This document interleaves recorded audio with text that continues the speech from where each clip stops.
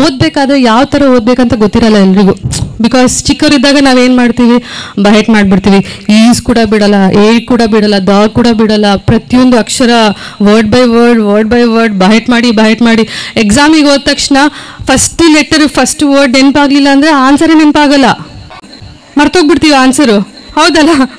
Because ಬಹೆಟ್ ಮಾಡಿರ್ತೀವಲ್ಲ. ಚಿಕ್ಕವರಿದ್ದಾಗ concepts understand ಆಗಿರಲ್ಲ. ಸೊ ಒಂದು ಲೈನ್ ಸ್ಟಾರ್ಟಿಂಗ್ ಟ್ರಬಲ್ ಇರುತ್ತೆ. ಸ್ಟಾರ್ಟಿಂಗ್ ಬಂದ್ಬಿಟ್ರೆ ಫುಲ್ ಆನ್ಸರ್ ಬರ್ದ್ಬಿಡ್ತೀವಿ. ಅಕಸ್ಮಾತ್ ಸ್ಟಾರ್ಟಿಂಗೇ ನೆನಪಾಗಿಲ್ಲ ಅಂದರೆ ಮುಗೀತದು ಆನ್ಸರ್ ಓದಂಗೆ.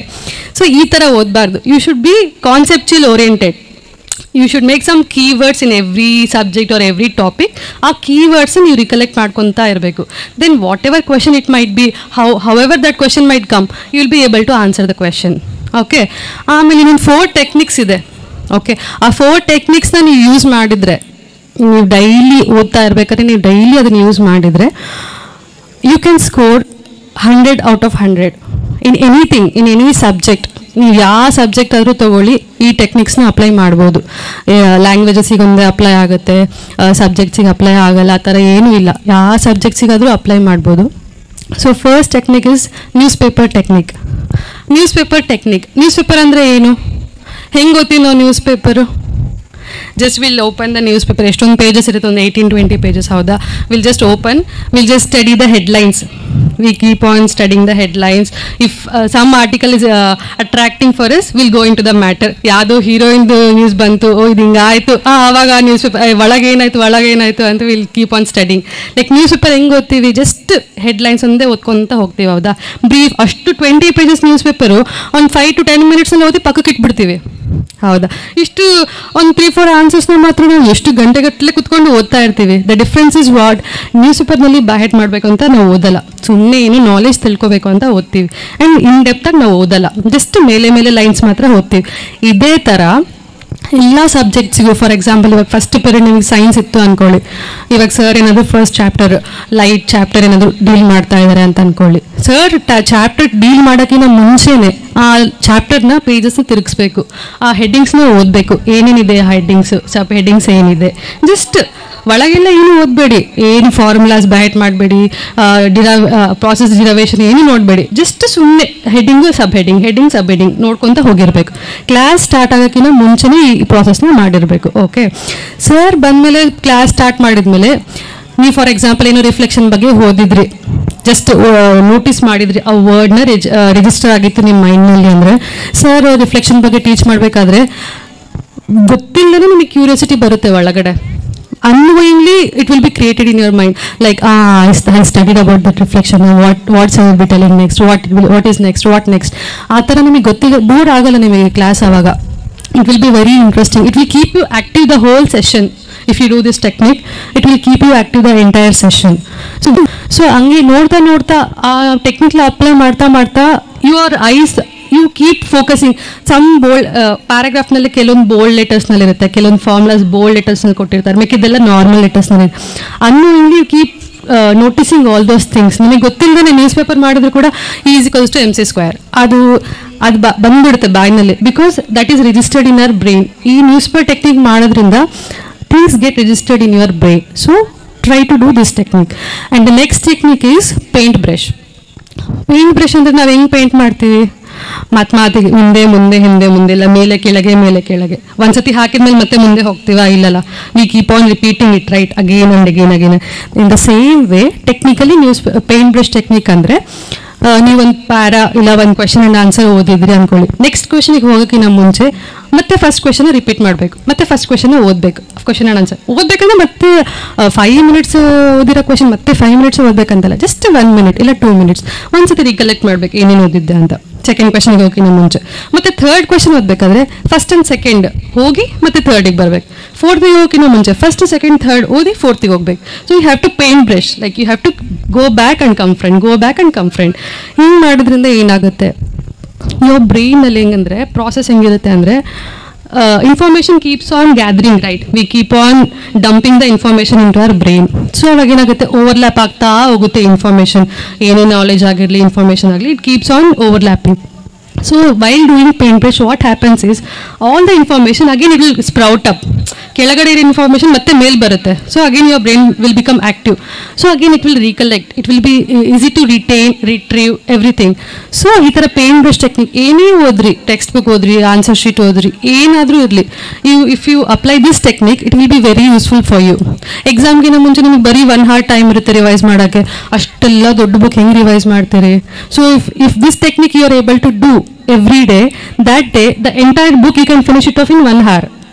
ಎಲ್ಲ ಕ್ವೆಶನ್ಸ್ ರಿವೈಸ್ ಮಾಡಿ ಮುಗಿಸ್ಬಿಡ್ಬೋದು. ಇಫ್ ಅಂದರೆ like you should be addicted to it, you should be useful to. ನೀವು ಮುಂಚೆಯಿಂದ ಅಭ್ಯಾಸ ಮಾಡಿರ್ಬೇಕು. ಅವತ್ತಿನ ದಿವಸ ಟ್ರೈ ಮಾಡೋಣ ಬಿಡಪ್ಪ, ನಾಳೆ ಎಕ್ಸಾಮ್ ಇದೆಲ್ಲ, ನಾಳೆ 1 hour ಬಿಫೋರ್ ಈ ಥರ ಟ್ರೈ ಮಾಡೋಣ ಈ ಟೆಕ್ನಿಕ್ ಅಂದರೆ it will not be helpful. Every day you have to do this technique. Okay, and the next technique is GPR. GPR means gland pituitary revision. ಓಕೆನಾ? ಈ GPR ಟೆಕ್ನಿಕ್ ಅಂದರೆ every day before you start your day, ಅಂದರೆ bed ಮೇಲೆ ಇದ್ದಾಗಿಂದನೇ ಮಾಡ್ಬೋದು. ಬೆಡ್ಡಿಂದ ಮುಚ್ಕೊಂಡು you have to recollect, ನಿನ್ನೆ ಏನು ಮಾಡಿದ್ದೆ, ನಿನ್ನೆ ಎಲ್ಲಿಗೆ ಹೋಗಿದ್ದೆ, ನಿನ್ನೆ ಏನೇನು ಕ್ಲಾಸ್ ನಡೆದಿತ್ತು, ನಿನ್ನೆ ಯಾರ ಫ್ರೆಂಡ್ಸ್ ಜೊತೆ ಮಾತಾಡಿದ್ದೆ. So you have to keep recollect the entire day, ಏನು ಮಾಡಿದ್ರಿ ನಿನ್ನೆ. So you have to recollect entire thing. So ಹಂಗೆ ನೋಡ್ತಾ ನೋಡ್ತಾ ಆ ಟೆಕ್ನಿಕ್ನ ಅಪ್ಲೈ ಮಾಡ್ತಾ ಮಾಡ್ತಾ your eyes you keep focusing. Some bold ಪ್ಯಾರಾಗ್ರಾಫ್ನಲ್ಲಿ ಕೆಲವೊಂದು ಬೋಲ್ಡ್ ಲೆಟರ್ಸ್ನಲ್ಲಿರುತ್ತೆ, ಕೆಲವೊಂದು ಫಾರ್ಮುಲಾಸ್ ಬೋಲ್ಡ್ ಲೆಟರ್ಸ್ನಲ್ಲಿ ಕೊಟ್ಟಿರ್ತಾರೆ, ಮಿಕ್ಕಿದ್ದೆಲ್ಲ ನಾರ್ಮಲ್ ಲೆಟರ್ಸ್ನಲ್ಲಿ. Unknowingly you keep noticing all those things. ನಿಮಗೆ ಗೊತ್ತಿಲ್ಲದೇ ನ್ಯೂಸ್ ಪೇಪರ್ ಮಾಡಿದ್ರು ಕೂಡ E = MC², ಅದು ಬಂದ್ಬಿಡುತ್ತೆ ಬಾಯ್ನಲ್ಲಿ, because that is registered in our brain. ಈ ನ್ಯೂಸ್ ಪೇಪರ್ ಟೆಕ್ನಿಕ್ ಮಾಡೋದ್ರಿಂದ things get registered in your brain. So try to do this technique. And the next technique is paint brush. Paint brush ಅಂದರೆ ನಾವು ಹೆಂಗೆ paint ಮಾಡ್ತೀವಿ?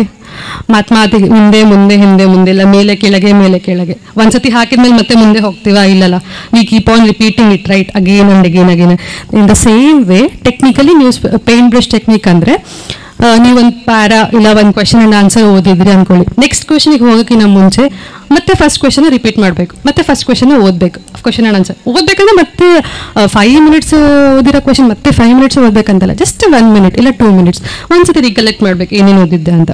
Second ಕ್ವೆಶನ್ಗೆ ಹೋಗಿನ ಮುಂಚೆ ಮತ್ತೆ third question ಓದಬೇಕಾದ್ರೆ first and second ಹೋಗಿ ಮತ್ತೆ ಥರ್ಡಿಗೆ ಬರಬೇಕು. ಫೋರ್ತಿಗೆ ಹೋಗಿನ ಮುಂಚೆ ಫಸ್ಟ್ ಸೆಕೆಂಡ್ ಥರ್ಡ್ ಓದಿ ಫೋರ್ತಿಗೆ ಹೋಗ್ಬೇಕು. So you have to paint brush, like you have to go back and come front, go back and come friend. ಹಿಂಗೆ ಮಾಡೋದ್ರಿಂದ ಏನಾಗುತ್ತೆ, your ಬ್ರೈನಲ್ಲಿ ಹೆಂಗಂದರೆ ಪ್ರಾಸೆಸ್ ಹೆಂಗಿರುತ್ತೆ ಅಂದರೆ information keeps on gathering, right? We keep on dumping the information into our brain. So ಅವಾಗ ಏನಾಗುತ್ತೆ, overlap ಆಗ್ತಾ ಹೋಗುತ್ತೆ information.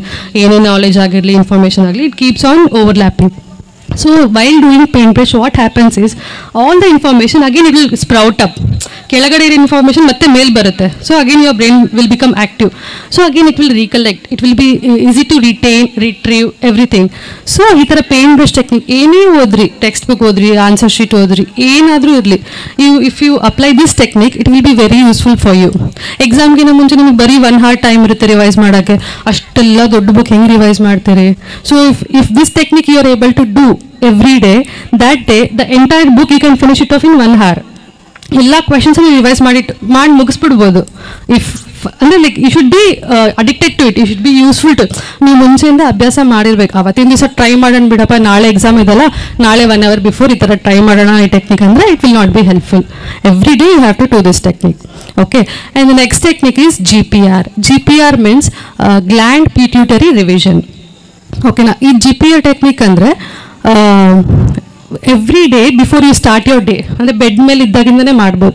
ಬೆಡ್ಡಿಂದ ಎದ್ದ ತಕ್ಷಣ ಫಸ್ಟು ನಾವು ಸೂರ್ಯದೇವರಿಗೆ ನಮಸ್ಕಾರ ಮಾಡಿಕೊಂಡು, ಕೈ ಉಜ್ಕೊಂಡು, ಕಣ್ಣು ಒರೆಸ್ಕೊಂಡು ಮಾಡ್ತೀವಲ್ಲ, ಅದಾದ ತಕ್ಷಣ ಮತ್ತೆ ಕಣ್ಣು ಮುಚ್ಕೊಂಡು ಯು ಹ್ಯಾವ್ ಟು ರಿಕಲೆಕ್ಟ್, ನಿನ್ನೆ ಏನು ಮಾಡಿದ್ದೆ, ನಿನ್ನೆ ಎಲ್ಲಿಗೆ ಹೋಗಿದ್ದೆ, ನಿನ್ನೆ ಏನೇನು ಕ್ಲಾಸ್ ನಡೆದಿತ್ತು, ನಿನ್ನೆ ಯಾರ ಫ್ರೆಂಡ್ಸ್ ಜೊತೆ ಮಾತಾಡಿದ್ದೆ. So you have to keep recollect the entire day, ಏನು ಮಾಡಿದ್ರಿ ನಿನ್ನೆ. So you have to recollect entire thing. Take it seriously because I was a science student. Okay, ನನಗೆ ಇಂಜಿನಿಯರ್ ಆಗಬೇಕು ಅಂತ ಇತ್ತು ಮುಂಚೆ goal. So I was a science student, PCMC student. But last ಮೂಮೆಂಟ್ನಲ್ಲಿ ನಾನು CET ಎಕ್ಸಾಮ್ಗೆ ಪ್ರಿಪೇರ್ ಆಗ್ತಾ ಇದ್ದೆ.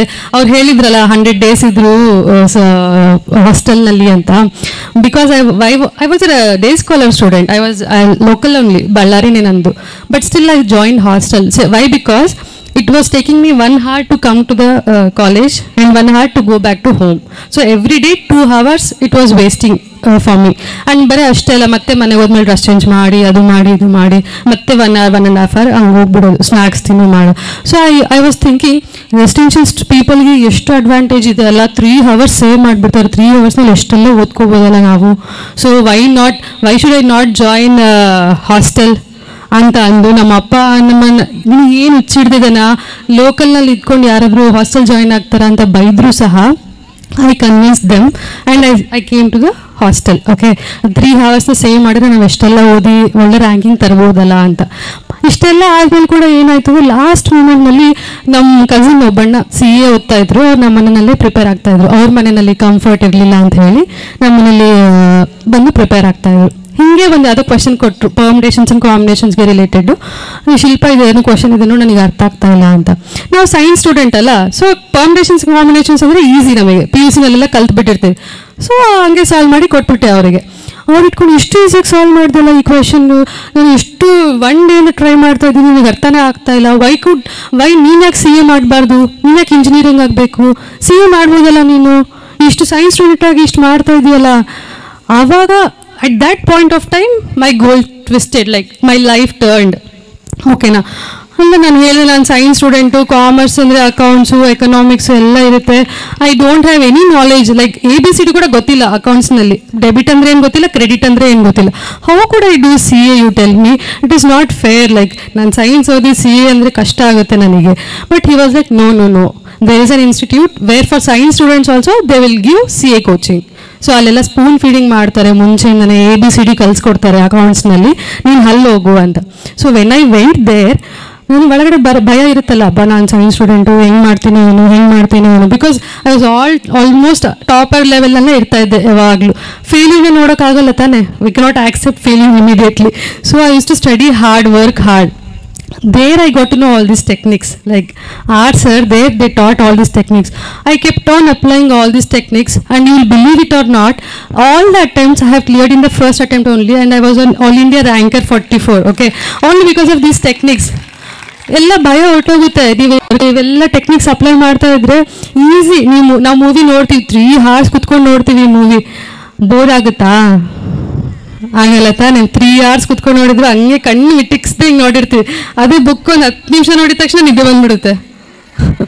ಹೌದಾ? No visuals, no audio, no video, ಬರೀ ಬುಕ್ಕು. ಸೊ ಅವಾಗ ನಿದ್ದೆ ಬಂದ್ಬಿಡುತ್ತೆ, ಬಿಕಾಸ್ ಅಲ್ಲಿ ಬೋರಿಂಗ್ ಅನಿಸುತ್ತೆ ನಮಗೆ. ಅದೇ ಸಿನಿಮಾನಲ್ಲಿ ಪ್ರತಿಯೊಂದು ಡೈಲಾಗು ನೆನಪಿರುತ್ತೆ, ಪ್ರತಿಯೊಂದು ಮೂಮೆಂಟ್ಸು, ಸಾಂಗ್ಸು, ಸ್ಟೆಪ್ಸು ಎಲ್ಲ ನೆನಪಿಟ್ಕೊಂಡಿರ್ತೀವಿ. ಸೊ ಈ ಟೆಕ್ನಿಕ್ಸ್ ಅಪ್ಲೈ ಮಾಡೋದ್ರಿಂದ ಏನಂದರೆ ಇವೆಲ್ಲ ಸಾಂಗ್ಸು, ಕಾಮಿಡಿ ಸೀನ್ಸ್ ಆ ಥರ. So your mind will get change. Same ಅಪ್ಪ ಇದೇ ಲೈನ್ ಓದ್ತಾ ಇದ್ದೀನಿ ಅಂದರೆ, if you start applying techniques, you will start competing with yourself. Each and every step you should be giving better only. 10th ಅಂತ ಅನ್ಕೋಬೇಡಿ, every ಸ್ಟೇಜ್ನ ಅಷ್ಟೇ important ಆಗಿ, ಅಷ್ಟೇ serious ಆಗಿ, ಅಷ್ಟೇ ಹಾರ್ಟ್ಫುಲ್ ಆಗಿ ತಗೊಳ್ಳಿ. Success will come, it will run and come to you only. ನೀವು ಸಕ್ಸಸ್ಸಿಂದ ಓಡೋದೇ ಬೇಡ, it will come back to you. So grateful to our best institution. 6th standard ಇಂದ ನಾನು PUC 2nd year ತನಕ ನಾನು ಇಲ್ಲೇ ಓದಿರೋದು. If I am standing here, if I am like this, only because of our gurus only, whatever they teach us, that is the most valuable thing that we learn in our life. And chief warden ma'am kuda ಎಷ್ಟು students, ಎಷ್ಟು batches ಆಗಿದೆ, 15 batches ಆಗಿದೆ ನಮ್ಮದು batch ಆದ ತಕ್ಷಣ. ಬರೀ 100 days ನಾನು ಹಾಸ್ಟೆಲ್ನಲ್ಲಿ ಇದ್ದಿದ್ದು. Still she remembered me, she called upon me, she followed up me. So ಅಷ್ಟು ಕನ್ಸರ್ನ್ ಇಟ್ಕೊಂಡು ನನ್ನ ಕರೆದಿದ್ದಕ್ಕೆ ತುಂಬ ಖುಷಿ ಆಗ್ತಾಯಿದೆ ನಮ್ಮ ಸ್ಕೂಲನ್ನು ನೋಡ್ತಿರೋದಕ್ಕೆ.